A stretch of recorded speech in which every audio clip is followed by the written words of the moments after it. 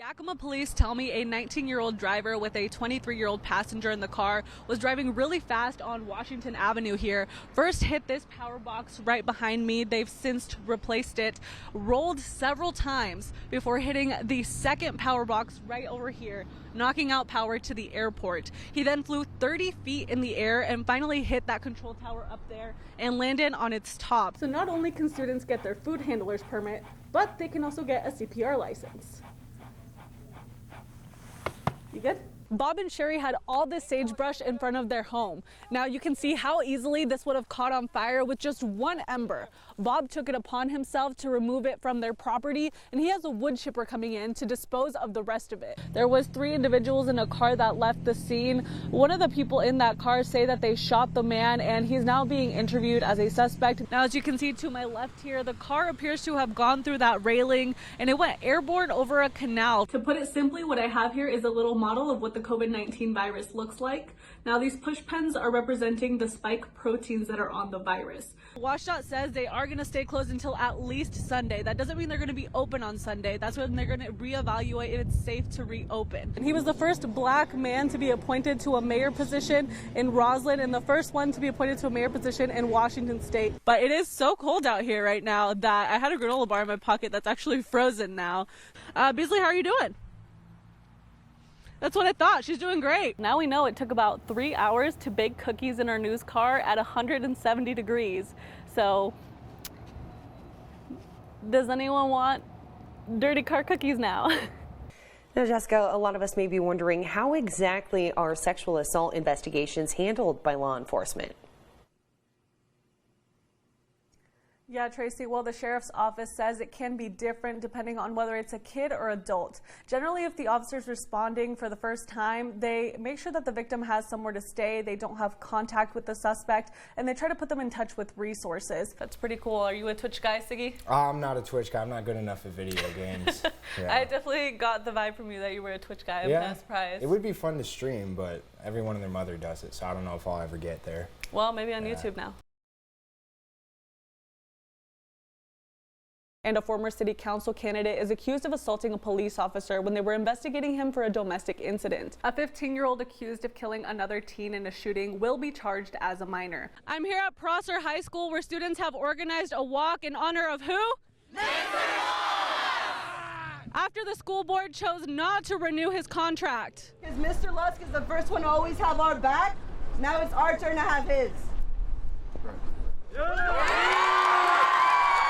Students showed their support for athletic director Kevin Lusk by walking out of their classes Friday with a message to the school board. And now I speak directly to the school board. Learn from your mistake. Recognize the fact that the non-renewal of Mr. Lusk's contract is a mistake. Students like Brenda Cruz tell me Lusk was not only a great director, but always put students first. It hurt us personally because, like I said earlier out here, the adults aren't the one that are facing the consequences. It's us students who are facing the consequences. Cruz tells me without Lusk, Prosser would be the only 2A school without an athletic director. As most people know, Prosser has a huge and long history of athletic success. And I don't think that will be bettered by lessening the administration in that department. The district told Lusk the reason his contract won't be renewed is budget cuts caused by the financial crisis. The Prosser superintendent, Matt Ellis, declared a financial budgetary crisis at the April 27th school board meeting. During the May 2nd meeting, he presented board members with potential cuts they could make if the Maintenance, Operations, and Educational Programs levy didn't pass. The plan suggested cutting $188,900 from athletics. The levy passed on April 26th and was certified on May 6th. But Lusk still lost his job. This leaves students asking if the district needs money. Why did the superintendent get a raise? And we don't have enough money for our AD, but he got a 38% increase. It just doesn't sit right with me. I reached out to the superintendent and the board for answers. I didn't get any. Alyssa Riley responded and said she was not speaking on behalf of the board, but was proud of the way students exercised their rights peacefully. Students say they hope the result of this peaceful protest will make the school board reconsider and renew Mr. Lusk's contract. In Prosser, Jessica Perez, NBC, right now. Jennifer Caridad is 24 years old and has dreams of being a teacher. Her family says Jennifer always had a smile on her face. Yo la miraba arreglándose, o se acostaba conmigo, conversábamos, me hacía travesuras. I would see her getting ready, or she would lay next to me and record me on her phone with funny filters, and she would die laughing. She'd always tell me, have you done your schoolwork? Have you done homework, anything? I'm like, no. And she's like, go do it now or I'll take that phone away. I'm like, fine then, I'll do it then. Basically, she'd always basically, what I took from that is that she just wanted me to be successful. The last time anyone saw Jennifer was August 8th with her boyfriend Aurelio Escobar. Jennifer's friend says the couple was in an argument that day. Al primero al que le hablaba para cualquier cosa que se le... I was always the first person she would call for everything. But that day, my daughter didn't call me.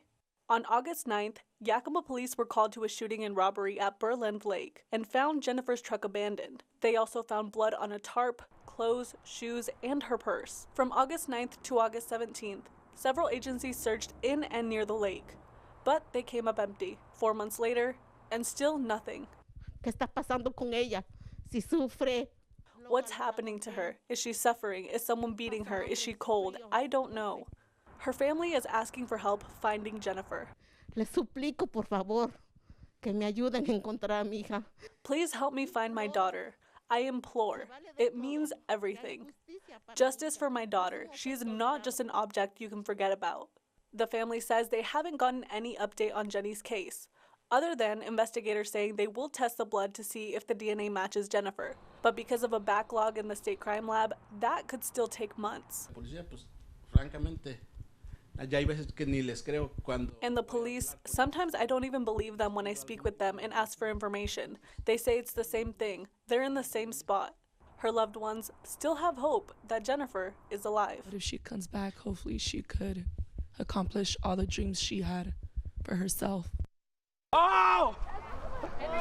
Slime. All right. It really reminds me like my childhood because I would like to play with bubbles. Playing with bubbles isn't the only thing students did today. They also painted, made slime, and took a nature walk to enjoy the sound of the water and maybe even glance at a few flowers. While it may look like plain old fun, all these activities have a purpose, teaching students healthy ways to handle stress. I'm almost graduating, and the stress that I have right now is really big, and having like one day of the year to find a way of relaxing and just like doing something different is really cool. Here, students will learn to handle their mental health before it becomes a problem. 60 students from Sunnyside, Granger, Mount Adams, Yakima, Cle Elum, West Valley all took the day to focus on their mental health. While painting, students could meditate. While playing with bubbles, they learned to focus on their breathing. With slime and frisbee, how to reduce anxiety. And the nature walk helped them get in touch with their emotions and take pictures of things that make them happy. The nature walk guide tells me this tree turned out to be one of many students' favorite stop on the walk. If you look at a small part of it, it looks like it's a little bit funky, but as a whole, it's actually a beautiful tree. It has so much history, so much of a positive message. It survived so many things in its life, and just like many of us have. Students chose what activities they wanted to see at the event beforehand. I definitely see faces smiling, and then I see the youth saying that they are enjoying every single station. So I'm really excited to see kind of like the outcome at the end. Maceda says it's important for people to recognize that students have gone through a lot during the pandemic, and that it's okay to not be okay. This time it's to recognize that mental health is very needed in the community, and everything that you could and can do for the youth, please do it.